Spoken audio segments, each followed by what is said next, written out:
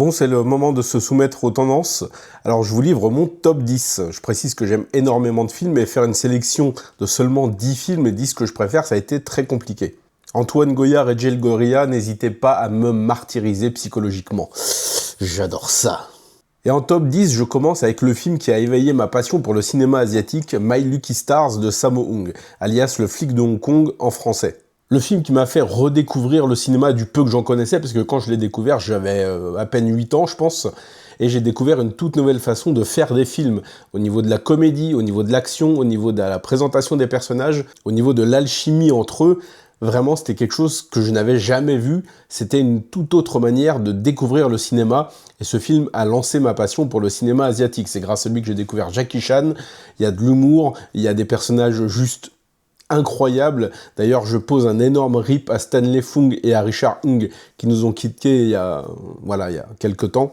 Malheureusement, un nouveau film Lucky Stars ne sera pas possible puisqu'ils ne sont plus là, et ça j'en veux un petit peu à Sammo Hung qui tarde avec ce projet. Mais Le flic de Hong Kong, c'est de l'action, c'est de l'humour, c'est des vannes, c'est des personnages hauts en couleur. La bande des Lucky Stars est juste un régal, bref, pour moi c'est un classique du genre.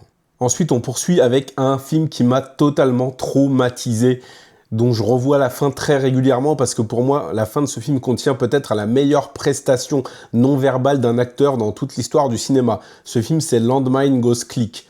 L'histoire d'un homme qui va marcher par accident sur une mine. Et je veux pas en dire plus parce que le film doit se découvrir sans en savoir énormément.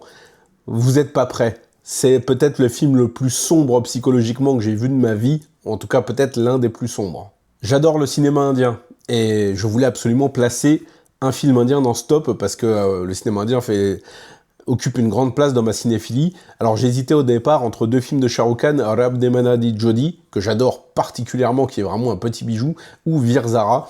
Mais je vais choisir Veer Zara parce que pour moi c'est le film indien ultime, le Bollywood ultime en tout cas. Il est complètement démesuré, que ce soit dans son histoire, que ce soit dans ses personnages, que ce soit dans son concept, que ce soit dans sa cinématographie. C'est juste une bombe cinématographique de plus de 3 heures. Un film qui transpire l'amour du cinéma, un film qui transpire l'amour tout simplement. C'est une histoire magnifique, une histoire impossible quelque part. Mais c'est vraiment un pur bijou. D'ailleurs, on a fêté les 60 ans de Shah Rukh Khan il y a très peu de temps, et peut-être que certains de ces films sont encore diffusés au cinéma. Donc, si c'est le cas, franchement, n'hésitez pas, c'est un acteur juste incroyable. Et dans le film, il y a aussi, bien sûr, Preity Zinta, Amitabh Bachchan, Rani Mukherjee, ma Rani Mukherjee que j'aime d'amour. Donc, foncez, le cinéma indien regorge de pépites multiples. Ensuite, en 7e place, j'ai mis le film Une belle fin. Un film d'une douceur et d'une beauté incroyable. L'histoire d'un homme qui travaille aux pompes funèbres et dont la mission est de réunir les proches de la personne décédée à leur enterrement. C'est un film d'une très belle poésie, d'une très belle mélancolie, avec l'acteur Eddie Marsan qui fait une performance magnifique, tout en douceur. C'est vraiment un film feel good. Et si le film s'appelle Une belle fin, c'est qu'il y a une raison. Je pense que le plan final de ce film doit rentrer dans l'histoire du cinéma, tellement c'est un concentré d'émotions juste incroyable. C'est un petit bijou à découvrir, c'est un chef-d'œuvre. Si je vous demande quel est le meilleur réalisateur de l'histoire, si vous avez un peu de goût, je pense que vous allez me répondre Tsui Hark ou Jia Zhangke. Bon, là on va parler de Tsui Hark, avec ce qui est mon film préféré de Tsui Hark, à savoir Le Syndicat du Crime 3, Love and Death in Saigon, avec Chow Yun-fat, Anita Mui et Tony Leung Ka-fai. C'est le 3e opus de la trilogie Le Syndicat du Crime qui a été initié par John Woo et Tsui Hark, et c'est le film le plus personnel de la saga. C'est même l'un des films les plus personnels de Tsui Hark, parce qu'il y a injecté beaucoup de son histoire personnelle dedans. C'est une très belle histoire, c'est une préquelle qui se passe avant le 1 et le 2, où on retrouve le personnage de Mark, incarné par Chow Yun-fat, qui est encore un personnage un petit peu innocent, qui va arriver au Vietnam pour aider son cousin, qui est interprété par Tony Leung Ka-fai. C'est un film magnifique, rempli d'émotions, avec des scènes extrêmement fortes, pas mal d'action aussi, et un beau message sur la guerre du Vietnam. Si des beaux messages peuvent sortir d'un film de guerre comme celui-là, c'est un film qui m'a profondément marqué, que je revois toujours avec plaisir, et qui va ressortir en salle, puisque beaucoup de films de John Woo ressortent en salle en ce moment. Si vous ne l'avez jamais vu, découvrez-le en salle, parce que c'est juste une pépite. Et le thème principal chanté par Anita, c'est une merveille, c'est du miel auditif. On reste à Hong Kong et on reste avec Chow Yun-fat avec le film The Lunatics, la première réalisation de Derek Yee, où on retrouve le regretté Stanley Fung, dont j'ai parlé quelques films plus tôt, qui va jouer un travailleur social qui tente d'aider des personnes déséquilibrées mentales qui vivent livrées elles-mêmes dans les rues de Hong Kong. Et une journaliste incarnée par Denny Yip va le suivre dans son quotidien. C'est un des films qui m'a le plus marqué au monde, c'est juste un chef-d'œuvre. Il y a des scènes remplies d'une tension, mais juste insoutenable. Je pense à certaines scènes vers la fin. C'est un film extrêmement bien écrit. C'est peut-être l'un des films les mieux écrits que j'ai vu de ma vie, avec des dialogues juste percutants, avec de très très bonnes performances, notamment je pense à la performance du dialogue d'Anthony Chan, la performance de Paul Chun. On retrouve aussi Tony Leung Ka-fai et Chow Yun-fat dans des petits rôles. Mais celui qui tient le film à bout de bras, c'est Stanley Fung, accompagné de Denny Yip.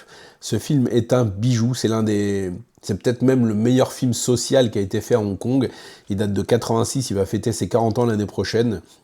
Et je prie pour qu'un éditeur français ressorte cette pépite, parce que c'est juste un chef-d'œuvre bouleversant qui vous hantera jusqu'à la fin de vos jours une fois que vous l'aurez vu. On rentre dans le top 4, et là, en quatrième place, j'ai choisi le film thaïlandais Shutter. Alors, Shutter, il fait partie pour moi, c'est un terme que j'ai complètement sorti de mon cul, mais de la grande trilogie d'horreur thaïlandaise, avec Shutter, Alone et Coming Soon. L'histoire d'un photographe qui va voir un spectre apparaître sur les clichés Polaroid qu'il développe. C'est peut-être le film le plus cruel et le plus dur psychologiquement. C'est un film d'horreur, oui, mais c'est aussi un film d'une profonde tristesse et d'une réalité très crue sur la nature humaine. C'est un film qui m'a bouleversé, il est incroyablement bien écrit, il est rempli d'émotions, de quelques moments de terreur très bien trouvés, mais c'est surtout la tristesse et le profond désespoir qui imprègne le film qui m'a vraiment marqué.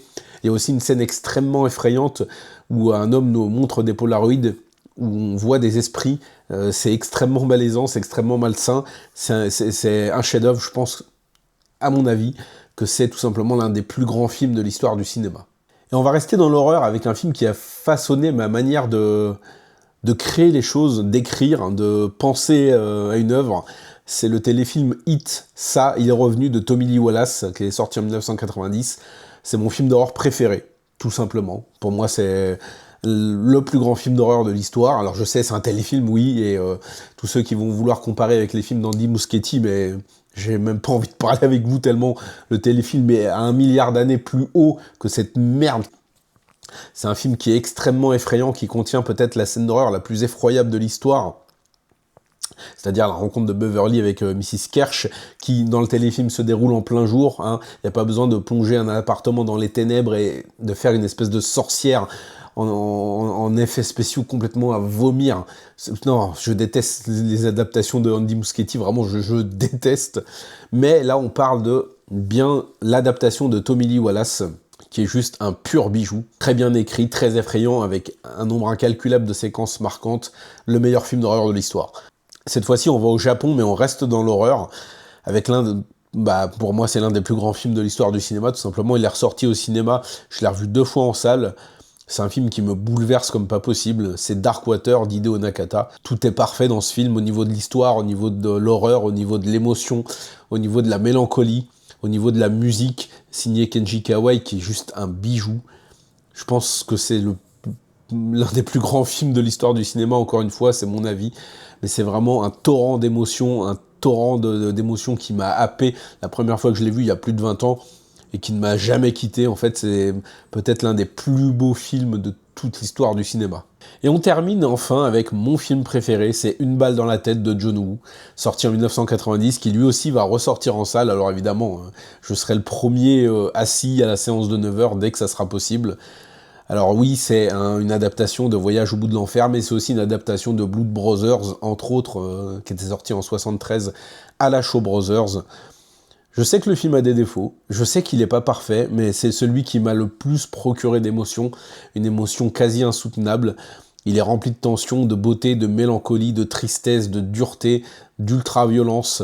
La performance de tout le casting est incroyable, et Jackie Chung en tête, évidemment. Voilà, pour moi, c'est mon film préféré, c'est le meilleur film de l'histoire du cinéma.